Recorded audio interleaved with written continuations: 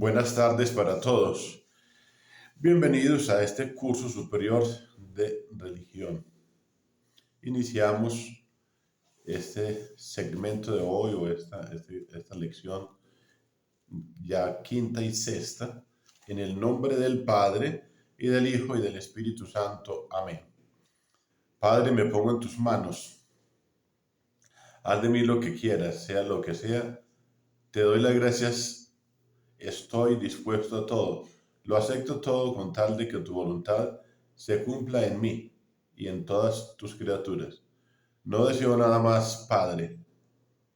Te confío mi alma, te la doy con todo el amor de que soy capaz, porque te amo y es para mí una necesidad de amor, el dejarme, el ponerme en tus manos sin medida, con una infinita confianza, porque tú eres mi Padre. En el nombre del Padre, y del Hijo, y del Espíritu Santo. Amén. Entonces, empezamos con esta lección, eh, que queremos en el día de hoy, de una manera muy especial, iniciar a hablar de la existencia de la revelación. La existencia de la revelación. La realidad, en realidad existe la revelación. Dios ha manifestado a los hombres muchas verdades de orden religioso y moral. En el Antiguo Testamento, por medio de los patriarcas y sagrados escritores, y en el Nuevo, por medio de Jesucristo y los apóstoles. La revelación se divide en primitiva, mosaica y cristiana. La primitiva es la hecha por Dios a nuestros primeros padres y a los antiguos patriarcas hasta Moisés. La mosaica es la hecha a Moisés y a otros escritores posteriores a él hasta Jesucristo. La cristiana es la hecha por medio de Cristo a los apóstoles. La revelación primitiva, la mosaica y la cristiana forman en realidad una misma religión, desarrollada y perfeccionada sucesivamente, en la cual siempre se ha conocido por autor el mismo Dios y el mismo Jesucristo por Salvador. La revelación cristiana en el dogma y en la moral y en el culto es más perfecta que la primitiva y la mosaica. Y un grandioso complemento de estas. En el dogma encontramos en el cristianismo reveladas con toda claridad verdades que en la religión antigua solo fueron anunciadas en forma más o menos velada y misteriosa, tal los misterios de la Santísima Trinidad, la encarnación y la redención. En la moral, Cristo le devolvió al decálogo su primera perfección. Así volvió a establecer la unidad e indisolubilidad del matrimonio. Puntos que en la antigua alianza habían sufrido derogación y menoscabo. Igualmente, lo perfeccionó en cuanto indicó el amor de Dios como motivo de todas nuestras obras y en cuanto adicionó los mandamientos con los elevados consejos evangélicos. En el culto,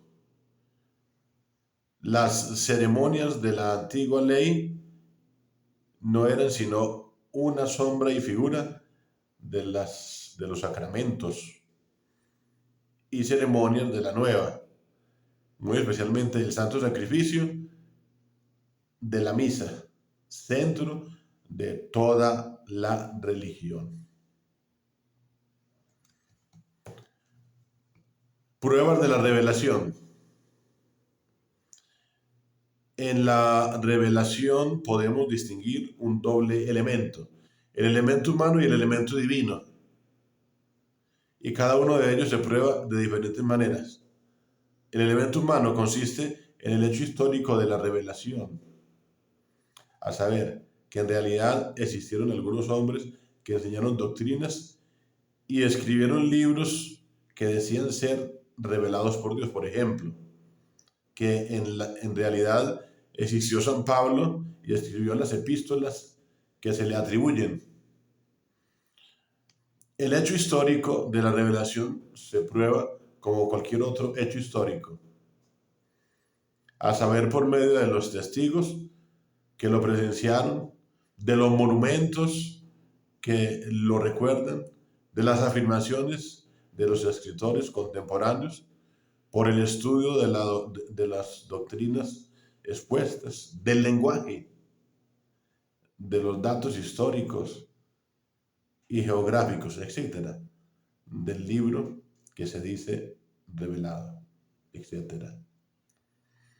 El carácter divino de la revelación consiste en que en verdad fue Dios quien reveló, por ejemplo, que las epístolas de San Pablo son en verdad reveladas por Dios. Este carácter divino se prueba por los motivos de credibilidad.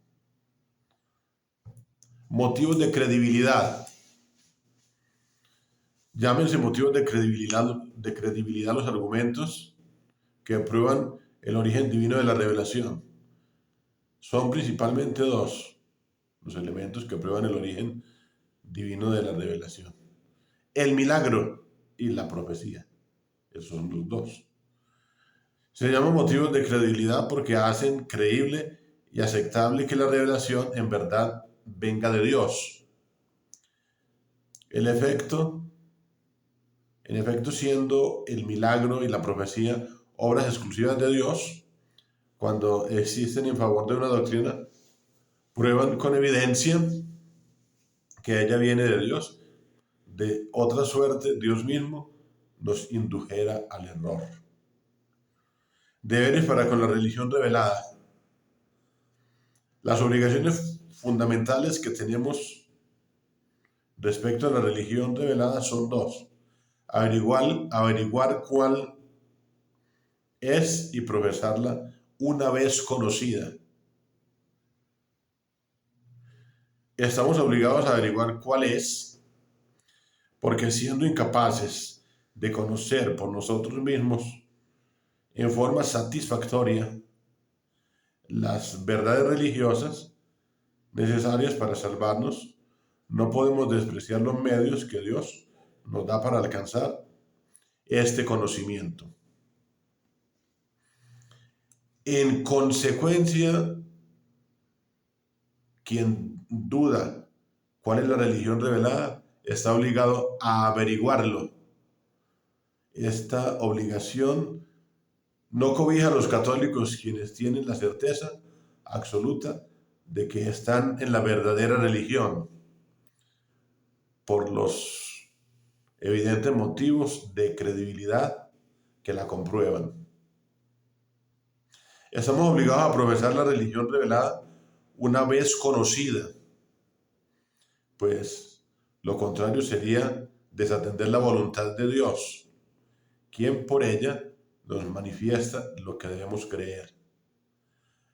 Además, es evidente que Dios no puede ser honrado con el error, sino con la verdad.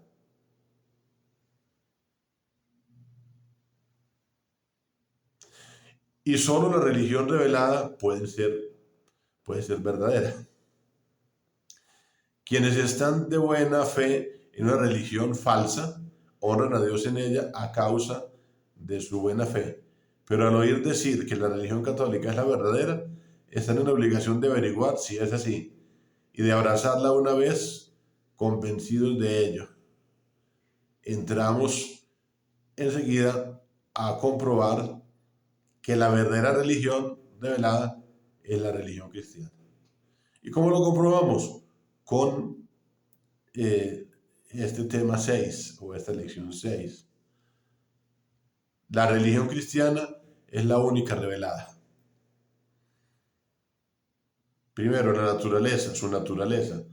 La religión cristiana es la fundada por nuestro Señor Jesucristo, nacido en Belén de Judea, en la plenitud de los tiempos.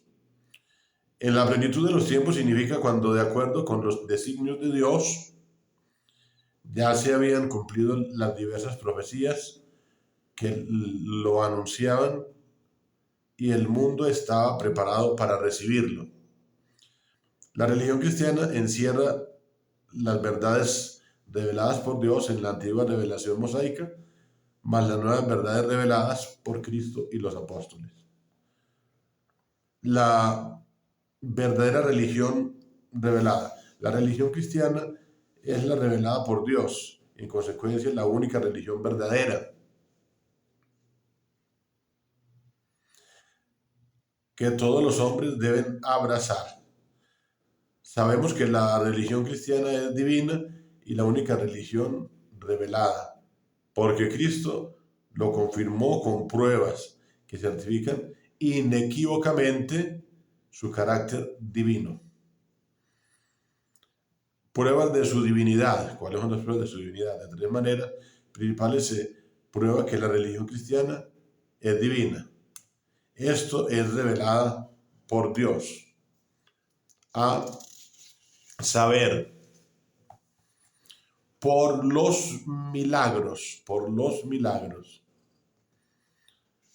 que obró Jesucristo, su fundador, en confirmación de la divinidad de su persona y de su doctrina. Por las profecías que se realizaron en Cristo y por las que él mismo hizo. Por la excelencia de su doctrina, inmensamente superior a todas las otras religiones en sabiduría y santidad. El milagro. El milagro es un hecho sensible y extraordinario que supera las fuerzas de la naturaleza. Por ejemplo, la resurrección de Lázaro. Se dice hecho sensible. Esto es, que puede ser apreciado por la vista y demás sentidos, que Dios ha querido que el milagro fuera un hecho sensible y bien evidente para que no pudiéramos dudar de él. Extraordinario. Esto es fuera de lo normal y corriente, que supera las fuerzas de la naturaleza, porque se ve que la naturaleza nunca tendrá poder para tanto. Por ejemplo, para resucitar un muerto, dar vista a un ciego de nacimiento o restaurar en un momento los tejidos destruidos por la lepra. El milagro no destruye las leyes de la naturaleza, sino que en un caso particular suspende el efecto de alguna de ellas, así por haber resucitado Cristo a Lázaro, no destruyó la ley de que los muertos no vuelven a vivir. La profecía. Profecía es la predicción cierta de un hecho futuro que no puede conocer naturalmente y que se realiza en la forma anunciada. Por ejemplo, la profecía de Jacob de que la casa real de Judá no perdería el cetro sino cuando apareciera el Mesías. Génesis 49:10. Se dice predicción cierta, porque la profecía no puede ser una simple conjetura o anuncio más o menos probable de un hecho que no se puede conocer naturalmente, esto es, de un hecho que depende de la libre voluntad de Dios y del hombre, y que solo Dios, por su sabiduría infinita, puede conocer con certeza.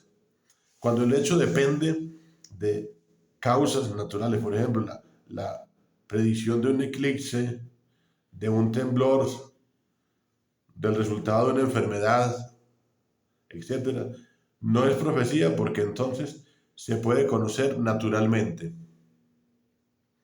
Que se realiza en forma anunciada, pues la profecía nada prueba si no se realiza en la forma en que fue predicha. Así la profecía de Jacob se cumplió estrictamente, pues cuando apareció Cristo, los romanos se habían apoderado de Judea, habían destronado sus reyes y puesto en su lugar gobernantes romanos. Ambos prueban la intervención de Dios. El milagro prueba con evidencia la intervención de Dios, pues solo Dios, autor de la naturaleza, tiene poder para suspender sus leyes. El ser momentánea, la suspensión de la ley natural, ya que ésta sigue después su curso ordinario. Es lo que permite comprobar con certeza la intervención extraordinaria del autor de la naturaleza. La profecía prueba con evidencia la intervención de Dios, porque solo Dios puede conocer con absoluta certeza los hechos que dependen de la libre voluntad de Dios y del hombre. El milagro y la profecía hechos en favor de la religión prueban con evidencia que esa religión es divina, porque son el sello inconfundible de la obra de Dios.